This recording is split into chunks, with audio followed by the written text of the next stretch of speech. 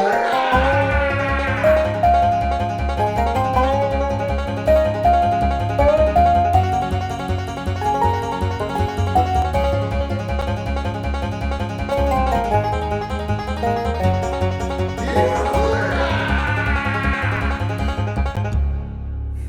it's the Scotch Test Dummies. We're coming to you with our top 5 2016 America's whiskey. What does that mean? There are some caveats in there. Okay, well, it can be Canada Yes.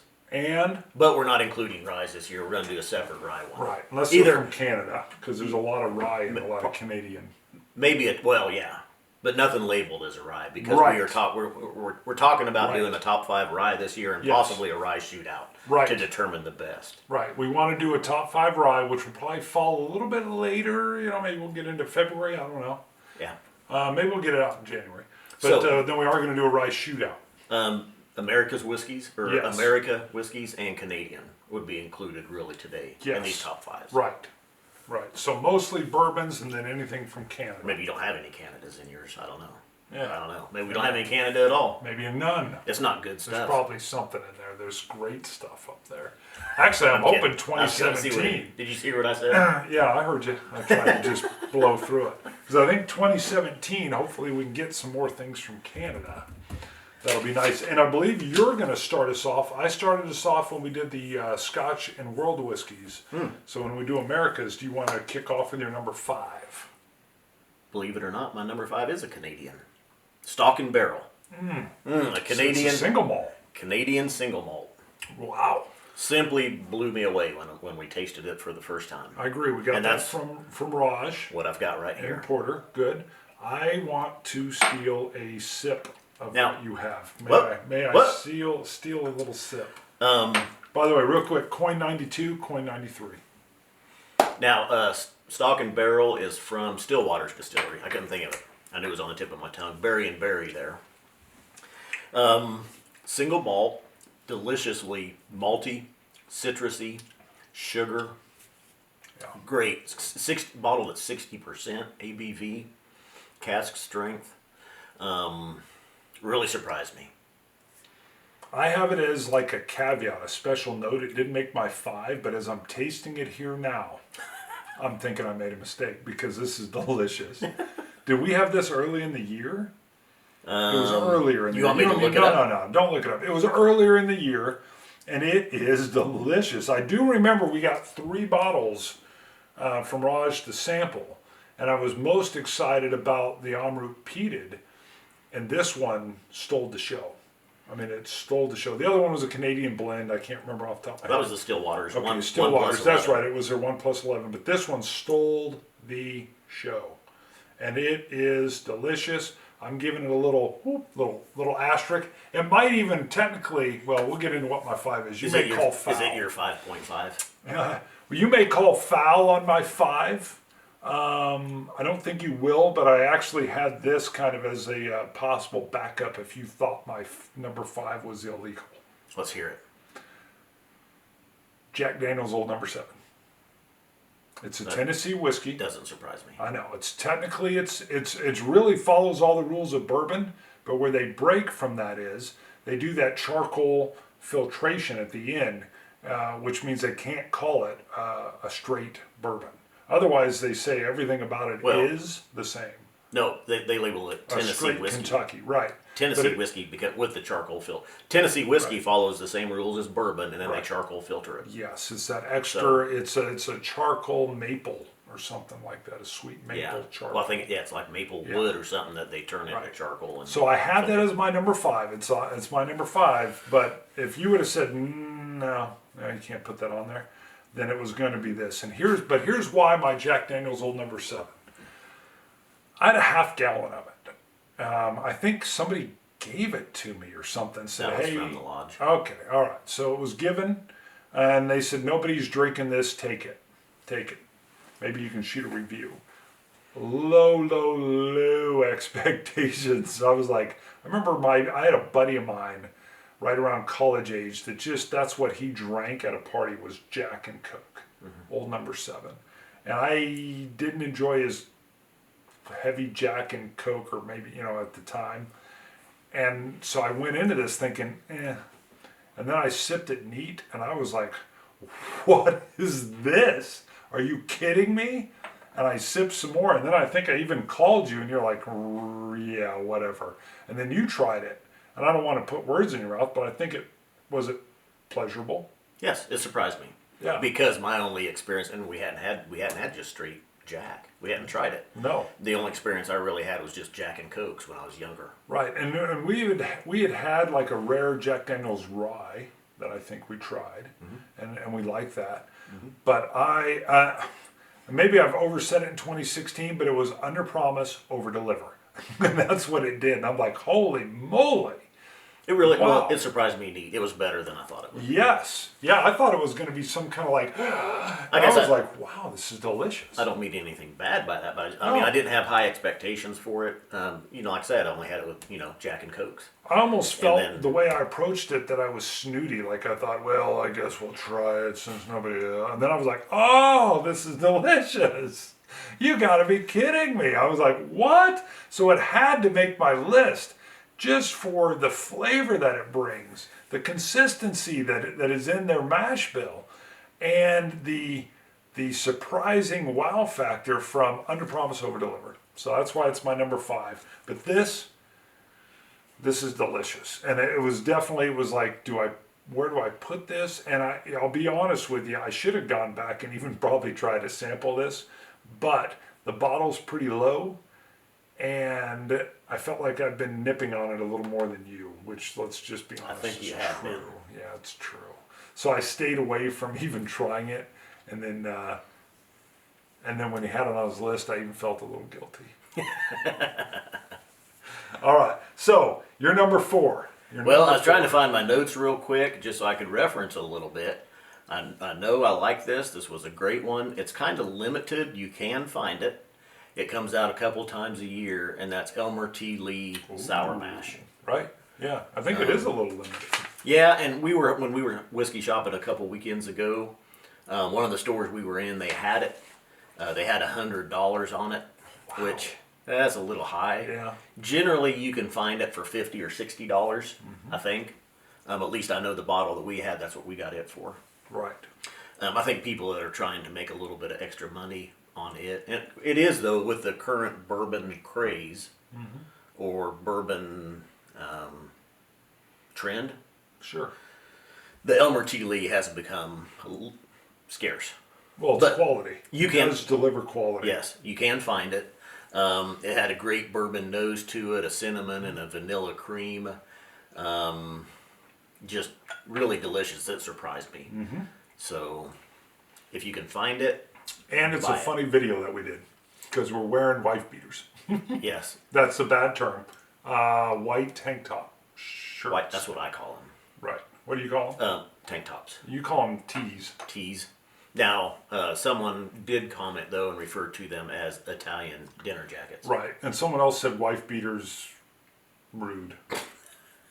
Because I'm sure plenty of people wear them that don't abuse anyone at all. So now here's what's interesting. I'm gonna slide in because guess what my number 4 is? Elmer T. Lee. Yeah. So we have synced up for the first time. We synced up, and it's for exactly what you said. It was a quality whiskey, very vanilla flavorful, and it really brought in a pleasant bourbon. I mean, it really, if someone said define bourbon, I'd say drink some of this Elmer T. Lee right here. If they said, you know what, I can't quite put words to it, I want to know the taste, drink some of this. Now there's other bourbons coming on my list, but it was just I felt kind of like a classic strong bourbon to me. I did find my notes. I do remember there's definitely like a sweet corn taste Yes, with it. I think that come that's- out probably from the sour mash as well. And maybe that's where I'm saying classic, but it felt classic to me. Very good. Yeah, definitely. So that was my number 4 and your number 4. Moving. Number 3. Van Winkle 12-year Lot B. Yes, weeded bourbon. And yeah, it's rare. It's hard to find. And I kind of hate to include too much. I know you stay pretty pedestrian with your choices, are known to. Thank you, sir. Yes, I do. We did review the Van Winkle was in last year, and I put it up there. You keep It saying is- Van Winkle. No one's going to recognize. You got to say Pappy. Well, it's the Van Winkle 12. I know it is. I know, and everybody calls it the Pappy. The Pappy. Right, which is kind of a misnomer. You're actually much more correct when you call it the Van Winkle, yeah. Now, I'll tell you, last year, we got it for $90. This year, our store called. They'd gotten some in. They was holding a bottle for me. They wanted $169 for it, and I turned it down. You said set it free. That's right. Let someone else enjoy it for that. That's right. And I know on the aftermarket, they are going for considerably more than that. Sure, that was a decent price from them. And that's not my intention, though. No. I still look. It's a 12-year bourbon. It's good. It's worth $100. But I know, not 160. See, you wouldn't. I would. If it was 100, I would have bought it again. 169. I'm just like, nah, I'll pass. No, this is where I think it's kish. It's in. I mean, I was telling a story on one of our live shows that I was in looking for kind of a cash strength Brook Lottie Port Charlotte. Supposedly, according to their website, it was at one of my local liquor stores, so I went in and asked for it by name. And some guy in there must have taken that as like, I don't know, mental challenge, and he's like, well, what I would be looking for, and he's almost yelling this to me, would be a Pappy. If they have a Pappy in here, do you have a Pappy in here? And they're like, no, we don't have any Pappy. He's like, I'd buy all of it if you had it. And I'm like, I don't think you know what that is. And I mean, but I just kept that internal. I said, that's great. Well, that was a customer, I take it. It was a customer. Okay. I was like, I'm just looking for something that the Brook Lottie Distillery said that they had. And then they looked it up and said, we sold that. They had one bottle. And I was like, dang it, because I wanted that cash strength. So that guy wasn't able to get any Pappy, huh? I'm pretty sure he had heard somebody say Pappy's good bourbon, so he was just yelling, I'd buy all the Pappy you got. Well, sir, you wouldn't be able to get all that much, okay? I'd buy a case. That's good to know, sir. I would say if you have the money and you're buying Pappy's or the Van Winkles in the aftermarket, Sure.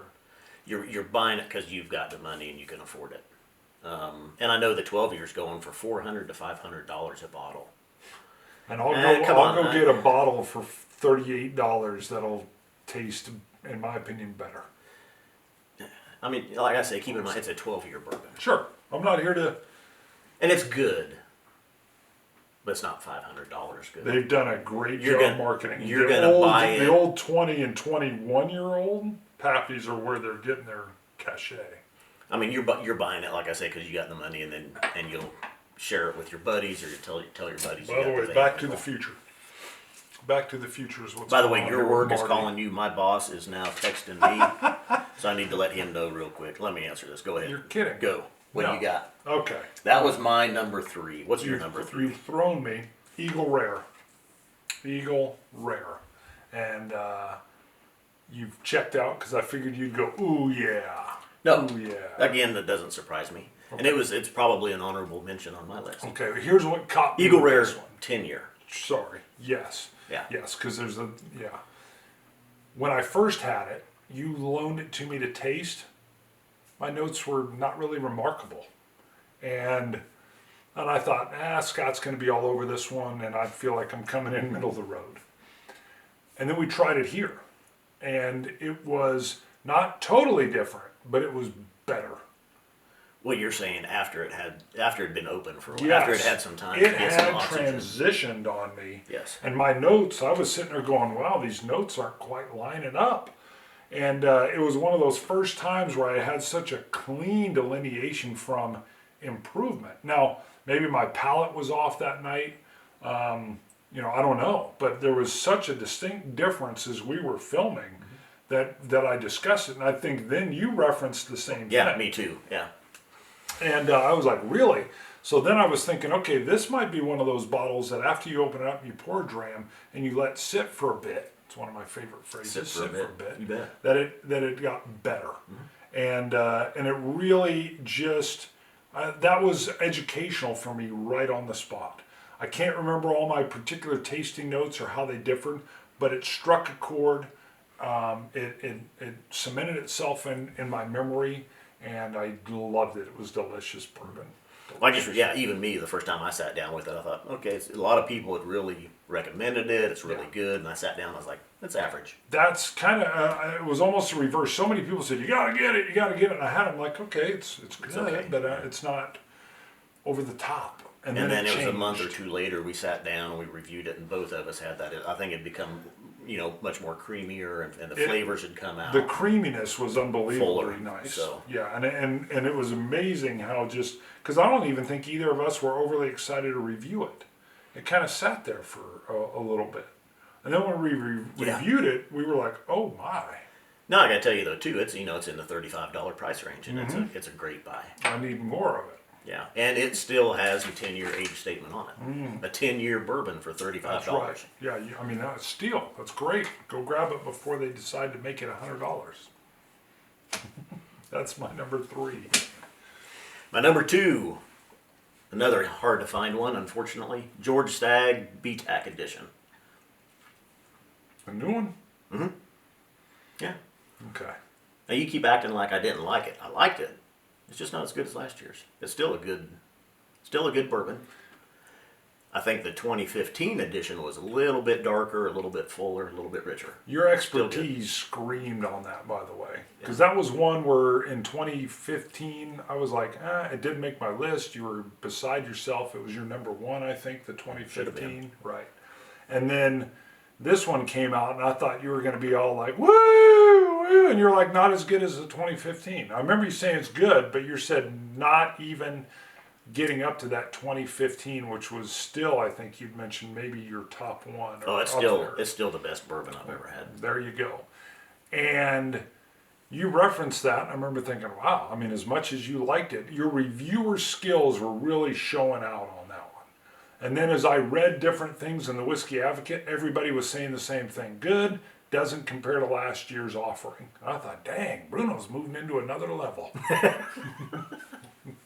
So still good. Still and it's delicious. your number 2. Number 2. It's your number 2. I guess when this started, I thought it might be at your 4 or 5. So, and then I was thinking, well, maybe it won't show up at all. But it's your number 2. Anything else on that? It was bottled a little bit hotter this year. It was at like 70.1, 70.2% Which ABV. didn't do much for it. I didn't. Plenty strong. Yeah, plenty it was strong. strong. It takes for me. It takes some water. It Right. lasts. Well, yeah, it's good. I know there's some people out there that love it neat, but woo, go. E.H. Taylor Barrel Proof. We had a sample. It was good. It was delicious. You know what? Do you know the price point of the actual bottle? Can you even find 90 to 100. Right. And I'm going to be honest with you. I generally don't spend that much for bourbon. But I was pleased, very, very pleased that I was able to sample this. Gosh, that's still very high for me on a bourbon. But if I could find it, I would buy it at that price. It was delicious. Well, what's weird, and I'd never noticed, we'd gotten samples of that because we have E.H. Taylor here on the shelf. Mm-hmm. You never do see the barrel proof sitting on the shelf. You see the rye, right? You see the small batch, and is it single barrel maybe? I think you're right. Those 3. But yeah, you never see the Colonel E.H. Taylor barrel proof sitting on the shelf. Right. I don't know. Maybe they don't make as many bottles. Sure. So it was good. Right. I really enjoyed it. We had it on our live show. I wish I'd had a little more. As far as bourbons go, it's where it was hitting. And to be honest with you, I didn't go watch that live show. I didn't go check my notes. And the way I kind of do it is when I look at over our list of what we tried, it's what's popping out at me and why. And to this day, I know I would have never tried it at that price point, and I'm glad I was able to get the sample because I really did enjoy the sample of it. I wish it was a little less expensive because I would search it out. Yeah. And I do not have a bottle of it, nor do I think I'll get a bottle, but it was a nice experience to try. Well, and the thing is, though, that even in our area, any of the E.H. Taylor start at about $55 or $60, I think. Right. From they're the rye higher to in general. Yeah, small batch. Right. In fact, there's a new one or one that's out too that's fairly limited. I think it's the seasoned wood, which we haven't seen either. But I'd like to try. Okay. All right. So there's my Numero dos. So kind of following the same, you went with a batch or a cask strength one there. I had the George Stagg, and my number one, I'm gonna guess, is probably similar to yours. It's also a barrel proof one we did this year. Should we say it at the same time? Because I think we are coming in. I'm gonna hazard a guess it's yours. It is the Elijah Craig Barrel Proof. Woo! A bottle of wow, baby. A bottle of wow. There, without a doubt. Number one. Right there. Boom, Yep. boom, boom. Wow. I wrote wow on it again. Continue. And we didn't know. We haven't No, talked about it. I no, didn't we know what your haven't. list was. I Nope. just knew as we was going on and you hadn't called it out yet, it had to be up there. And the same with me. And that was one that really, it's the $50 to $60 price range. And it had come in. I picked it up one day. Not necessarily low expectations, but Well, we okay. had the regular Elijah Craig. And it was good. Now, the regular Elijah Craig, though, this year we've seen it go from a 12-year age statement to a non-age statement. Right. The barrel proof still maintains that 12-year age statement. I just bought another bottle. Yeah. Or a bottle. You found a bottle, and it is fairly rare as what. It's more common. You can snatched find it up it. immediately is how, right. You can find it, but Yeah. grab it when you see it. Yeah, if you It's see a the bottle of wow. if you see the Elijah Craig barrel proof, Yeah. get one. Well, the ABV's through the roof. Now, 6.7 or something, right? Well, they come out in different batches. Okay, So okay. you can, and people will ask you what batch you got, and you can tell by the ABV because there's slight variances. Okay. I think ours was the first one that we had was 69. You got yours out here. And I think yours is 70 though, the one that you just bought. It's the newest batch. But really, I think it's upstairs. so close. If you have looked for the George Stagg BTAC edition and you can't find it, and the Elijah Craig barrel proof is as close. Better. I'm telling you. It's delicious. Yeah, if not for this year's, if not better. Right. A lot of those, the 2015 George Stagg BTAC, the flavors that it has are present in the Elijah Craig barrel proof. So you're It's hitting nuances very I wouldn't get here. Yeah. So it just blew my socks off. It transitioned. It was flavorful. It was sparky. I mean, you got to bring her down. I mean, it just does so many bourbon things great. I mean, just wow. I mean, just like fireworks are blowing up. And you're like, woo! And you get all excited. He used it as a distraction technique in order to grab the Octomore 6.3. He's like, look, I got the Elijah Craig barrel proof. I was like, where? And then he's like, I got the 6.3 Octomore. I was like, what? I'm very confused because I want this. But yeah, I want that too. And then they had more bottles of that. Yeah, I mean, that was just last weekend we was running around and they had two or three bottles New Year's behind the Eve, shelf, we're out whiskey shopping. behind the counter. So Yeah, I mean, the place is packed. it's out there. I think it's the same as the Elmer T. Lee. You can find them. Yeah. If you can get in with a liquor store or you shop at one, a lot of times if you let them know you're looking for it, a lot of times they'll get it or hold it for Right. you. They can ask their distributor, hey, we want one, or do you send me a couple extra. I got some pre-sold. Sure. Yeah, and then go in and get it. I'm telling you, our recommendation alone, grab it. We both synced up as the number one. That not only does that mean something, it's powerful. Okay, maybe not. So, all right, we've talked a little bit in our Scotch World Whiskey about the year. The year's been good. Maybe we referenced 2016 mostly in that. Go watch that show if you haven't. What's 2017? Did we throw in there at the first time we talked about these were America's bourbons or Canadian I whiskeys? think we did. But these are also only ones that we've reviewed. Yes, that's a good point. I don't think we said that. There's a lot more out there. Yeah. This is only from what we've sampled or what we've reviewed this past year. For 2016. So we know there's other things out there. Some of these may even be older than 2016. Some of them came out in 2016, but it's what we shot a review of in 2016 and how they impacted us or what we thought of them. So that's a very good caveat. Yeah. 2016 was phenomenal. We grew leaps and bounds as far as the Great year. show. Great year. I mean, And best we year. had a comment come in one of our last week's shows. Someone had commented that it was because of the bourbon uptrend that's going. That we've probably some of our uptrend is probably because of that, Okay. in relation to that. There's so many people out there hunting whiskeys right now, and they're coming to YouTube and wanting to know what are people saying about this. Sure. And they're finding the dummies. Right, right. And here's the other deal too, which is what we love. Whiskey drinkers, I think as a whole right now, aren't trying to find their favorite NFL team or their favorite baseball team and then say, all I drink is Elijah Craig Barrel Proof or whatever. What they're doing is saying, I want experiences and I want a multitude of them. I want ranges and I want this Canadian to hit me this way. And I want to try American single malts and Canadian single malts and Scotland's single malts. Folks want to try variances and differences. And there's so many craft distillers coming out. Look what Bruichlotti's doing. Wow, are we in a wonderful time. Where'd that come from? I love Bruichladdich.